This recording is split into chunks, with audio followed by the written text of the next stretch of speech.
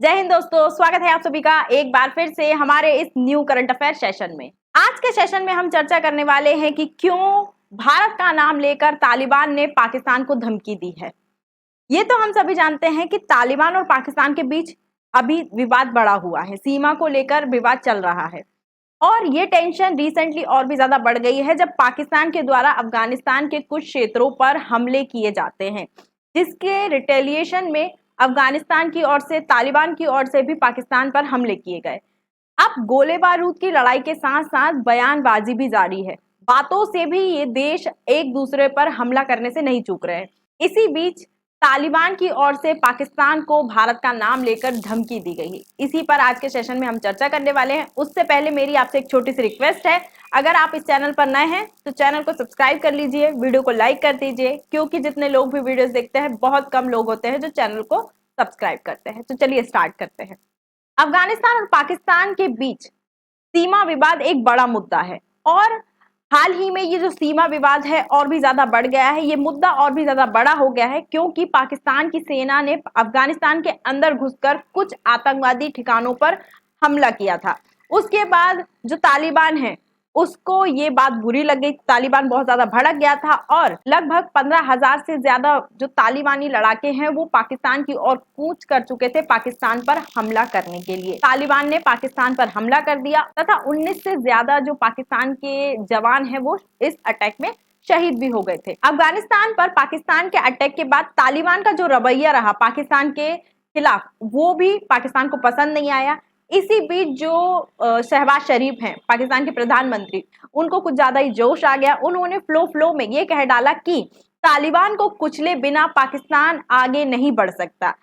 साथ ही वो बयानबाजी करते करते कुछ ज्यादा ही जोश में आ गए और उन्होंने ये कह डाला कि अफगानिस्तान को जो बखान कॉरिडोर है उस पर कब्जा करने की योजना भी पाकिस्तान के द्वारा बना दी गई है। मैप में ये जो छोटा सा पार्ट दिख रहा है आप, इसे ही बखान कॉरिडोर के नाम से जाना जाता है। इसी कॉरिडोर की जो सीमा है वो भारत से भी लगती है, लेकिन फिलहाल हम सब जानते हैं कि ये जो हिस्सा है वो पीओके के नाम से जाना जाता है, पाकिस्तान ऑक्यूपाइड कश्मीर।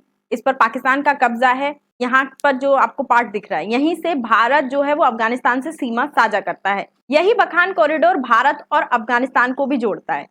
भारत और अफगानिस्तान की अगर हम बात करें तो दोनों देश आपस में 106 किलोमीटर की सीमा साझा करते हैं, लेकिन हम सब जानते हैं कि ये जो हिस्सा है ऊपर वाला जम्मू कश्मीर का, उस पर पाकिस्तान का कब्जा है, जिसे हम पीओके के नाम से जानते हैं, पाकिस्तान ऑक्यूपाइड कश्मीर। इसी वजह से जो हमारा देश है वो डायरेक्टली अफगानिस्तान से कनेक्ट नहीं हो पाता क्योंकि बीच का जो हिस्सा है उस पर पाकिस्तान का कब्जा है। यही वजह है कि हमें अफगानिस्तान जाने के लिए हमें ईरान वाला रास्ता अपनाना पड़ता है, ठीक है, क्योंकि ये जो हिस्सा है वो पाकिस्तान के कब्जे में है। अब यही जो बखान कॉरिडोर है इसी पर कब्जा करने की बात जो है वो शहबाज शरीफ के द्वारा बोल दी जाती है, लेकिन पाकिस्तान के प्रधानमंत्री शहबाज शरीफ के इस बयान को सुनकर अफगानिस्तान के उप विदेश मंत्री शेर मोहम्मद ने यह ठान ली कि पाकिस्तान को अब ऐसा जवाब देना पड़ेगा जिससे पाकिस्तान कभी भूले ना। और उन्होंने उठाई हिस्ट्री की बुक।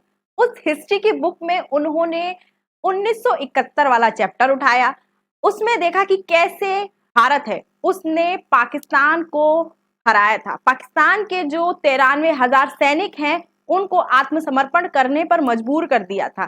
कैसे पाकिस्तान की सेना ने भारत के आगे घुटने टेके थे, ये सब पढ़कर और यही हिस्ट्री का जो स्टेटमेंट है वो अफगानिस्तान के उप विदेश मंत्री ने पाकिस्तान को चिपका डाला। शेर मोहम्मद के द्वारा कहा गया कि पाकिस्तान को इतिहास भूलना नहीं चाहिए। अगर इतिहास उठाकर देखें तो 1971 में भी पाकिस्तान बुरी तरीके से हारा था। 1989 में भी जब जलालाबाद लड़ाई हुई थी उसमें भी पाकिस्तान को बुरी तरीके से हार मिली थी। जलालाबाद की जो लड़ाई थी वो अफगानिस्तान के गृह युद्ध से स्टार्ट हुई थी, लेकिन जलालाबाद पाकिस्तान और अफगानिस्तान के सीमा पर जो डूरंड रेखा है वहां पर स्थित है। इसी वजह से जो अफगानिस्तान और पाकिस्तान की जो सीमा है वहां पर भी इन दोनों देशों के बीच कॉन्फ्लिक्ट स्टार्ट हो गया था।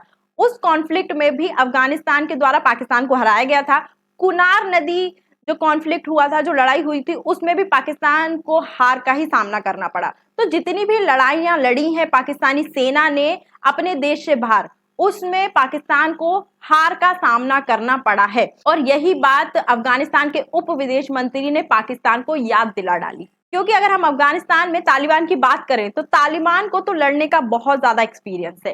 नाटो की सेना से लड़ सकते हैं, अमेरिकी सेना से लड़ सकते हैं, रशिया की सेना से भी लड़ाई की है और इन सभी को अफगानिस्तान से भगाने में भी ये सफल हुए हैं। तो पाकिस्तान की सेना इनके आगे क्या लगती है। वहीं शेर मोहम्मद ने ये भी कहा कि पाकिस्तान में फिलहाल जो गृह युद्ध चल रहा है, जैसी उसकी अर्थव्यवस्था है, जिस प्रकार की आंतरिक स्थिति पाकिस्तान की है, वो एक और युद्ध लड़ने की स्थिति में नहीं है और अगर पाकिस्तान ने एक और युद्ध लड़ा तो उसकी हालत और भी खराब हो जाएगी और बखान पर कब्जा करने की जो बात है वो तो पाकिस्तान अपने दिमाग से निकाल ही दे। नहीं तो हो सकता है कि 1971 की तरह ही पाकिस्तान को एक और युद्ध हारना पड़े और पाकिस्तानी सेना को आत्मसमर्पण करना पड़े। ठीक है, 1971 का युद्ध जो भारत पाकिस्तान के बीच हुआ था, इस युद्ध में बांग्लादेश का जन्म हुआ था। ठीक है, तो रिजल्ट क्या हुआ था इस युद्ध का कि 93,000 जो पाकिस्तान के सैनिक थे उन्होंने आत्मसमर्पण कर दिया था। एक नया देश बांग्लादेश हमारे सामने आया था।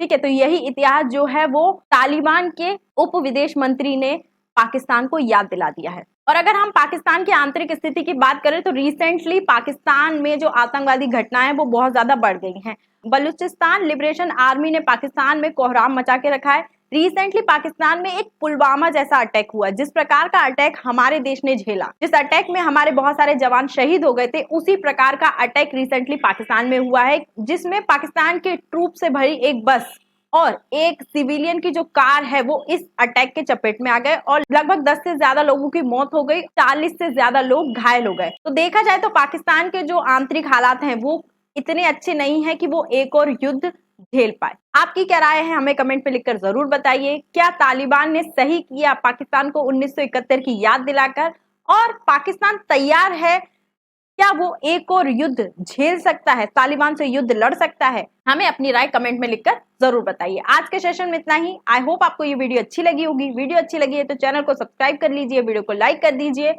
और अधिक जानकारी के लिए आप हमारे टेलीग्राम ग्रुप या व्हाट्सएप ग्रुप से जुड़ सकते हैं। Thank you.